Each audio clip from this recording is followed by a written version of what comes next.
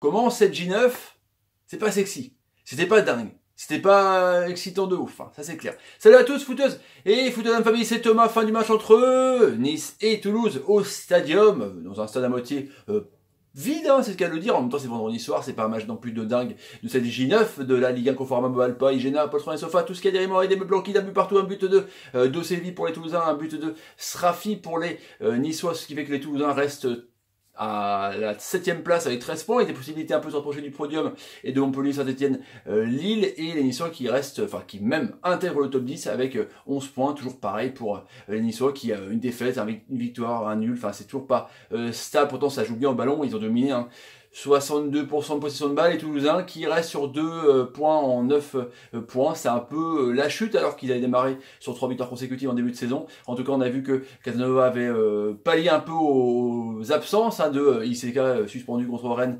Amiens évidemment suspendu avec donc Moreira, Todibo, buteur contre Stade Rennais, Christopher Julien et Moubangé. Manu Garcia beaucoup plus bas dans le milieu de terrain. Lui normalement est au numéro 10, le joueur prêté par Manchester City. Du coup il était un peu trop, je trouve, dans le bloc, dans le milieu défensif, et pour ses percées qu'on aime bien faire, il n'en a pas fait beaucoup. C'est Durmaz qui était pour sa titularisation numéro 10, avec donc Zangare qui est très très bon en box-to-box. Je pense que les Anglais vont s'intéresser à lui à chaque fois qu'il dit ça. De Séville, Firmin Mobélé, un tout droit, mais voilà, c'est tout ce que j'ai envie de dire. Et Gradel, bah, voilà, le top joueur, vraiment le top joueur de cette équipe. Et pour les Niçois, avec une équipe tout pareil, Malang Sarr, Dante en vraiment en pilier de ouf, et l'ami Erel, Christopher Erel, Colli et Attal, Youssef Attal qui est monstrueux. Il y avait un match Attal et Gradel, Attal qui peut jouer latéral ou ailier, qui a défendu de ouf sur Maxime Gradel, c'était un truc de taré. Tamézé, Lesmelou, pareil, j'ai un petit truc à dire, c'est que Lesmelou c'est comme un joueur comme Julien Ferret ou Jérôme Leroy de l'époque, ou même Pastore, des joueurs élégants de ouf qui peuvent aiguiller le jeu. Il est trop bas, il fait trop de tâches défensives, du coup ça veut dire que il est un peu crevé et manque de lucidité quand elle arrive devant, alors qu'on aurait besoin d'un tel joueur derrière un attaquant, tu vois. Il n'y avait pas non plus Balotelli qui était un peu mis en carafe parce qu'il est pas prêt. Du coup devant c'était Maolida, l'ancien lyonnais, qui a loupé un but tout fait. Non, Saint-Maximin aussi, mais il est un peu en panique. Il était en numéro 10 devant donc Srafi et Saint-Maximin, les Niçois qui dominaient le match de la tête et des épaules, de vraiment pendant toute la rencontre, parce que les Toulousains n'ont pas montré de pressing qu'on leur connaît, donc c'est une équipe qui est en crise un petit peu, mais il y avait 1,50 m entre chaque joueur, du coup ça fait que Toulouse pouvait à la fois développer son jeu en passe courte avec donc Lesmelou à la baguette, il trouvait vraiment des points de fixation avec Saint-Maximin et Srafi qui était vraiment intéressant, et du coup il pouvait aussi partir en contre, et Toulouse, à part une action en fin de première mi-temps de Firmin Mobélé, mais Benitez fait une belle sortie, du coup il y a une belle action où Srafi fait une frappe, mais c'est largement à côté, et sur un contre emmené par Saint-Maximin, justement, comme je vous dis, ils alternent un peu les deux, du coup ils décalent sur la droite Srafi qui fixe un petit peu et fait une petite ballon piqué par Arater, tac, il arrive à battre Rennes. C'est un but vraiment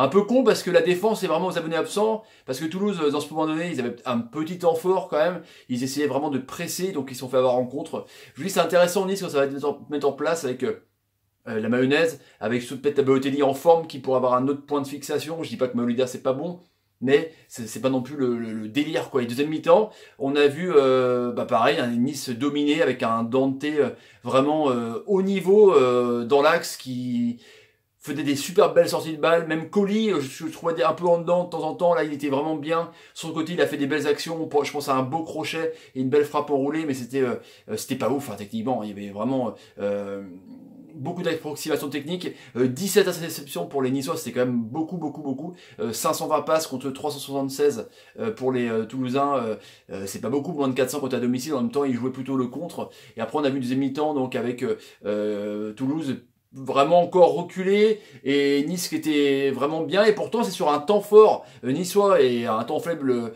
toulousain. Je voyais pas comment ils pouvaient revenir sur un coup franc manqué.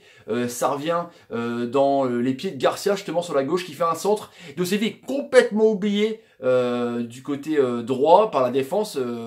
L'ami Erel n'est pas du tout sur le positionnement du joueur, du coup il fait un plat du pied. Un peu la même disposition que le but de l'ami Srafi au premier mi-temps, du coup un partout.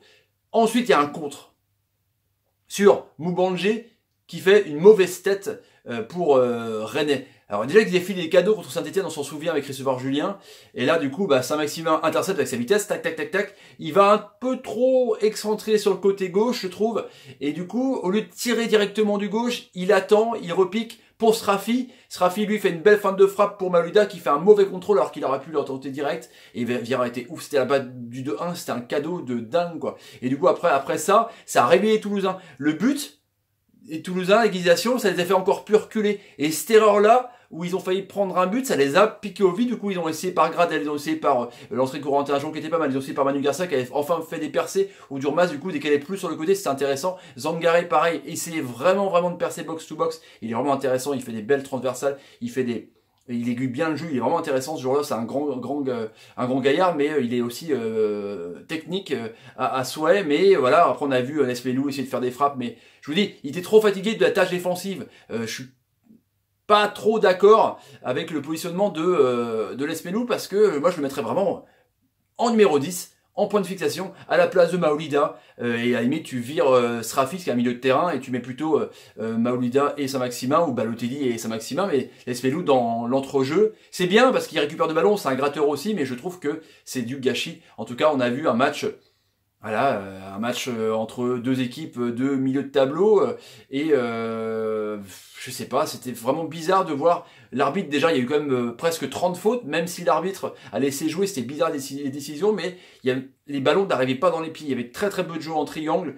Et à la limite, les Niçois ont essayé de faire 3-4 passes, mais c'était pas plus. Donc c'était vraiment... C'est pauvre. C'est un match nul. Vraiment bon pour les Toulousains, parce que ils s'en tirent pas mieux en ce moment sur leurs prestations, parce que c'est quand même à Rennes, ils ont un match nul... héroïque quoi, avec ses têtes de Todibo à la fin. Là c'est pareil, ils tiennent une point du match nul. Et Nice voilà, qui prend une tôle à Paris, qui prend une défaite aussi à Montpellier, qui a du jeu. On voit une petite patte Vieira, toujours la même patte niçoise, mais c'est pas non plus top. Mais bon, je pense qu'avec Balotelli en forme, avec les Smenou peut-être repositionné plus haut, avec des joueurs comme Attal qu'on peut voir plus plutôt devant plutôt que latéral en système A5, c'est vraiment en tout cas une belle équipe. Je pense qu'on va les voir plus. Voilà les débriefs du soir les amis, entre Toulouse et Nice. Si vous avez envie de vous abonner à la chaîne, n'hésitez pas, tapez sur Meganage, partagez la vidéo sur Twitter et sur Facebook, et suivez-moi sur Twitter et sur Facebook, et sur Snapchat, je réponds à tout le monde, vous savez très bien, mettez des commentaires sur les prestations toulousaines et niçoises, et mettez des pouces quand l'ami Mathieu de Séville fait une bonne passe. Merci Mathieu, t'es un génie. Ou l'ami Pierre Lespello fait une bonne passe. Merci Pierrot, t'es un génie. Allez jouer, les amis, à demain. Lille Saint-Etienne, demain, match pour podium, peur sera plus de spectacle, hein, c'est clair. Salut et salut. C'était pauvre techniquement, mais ça allait dans les deux sens.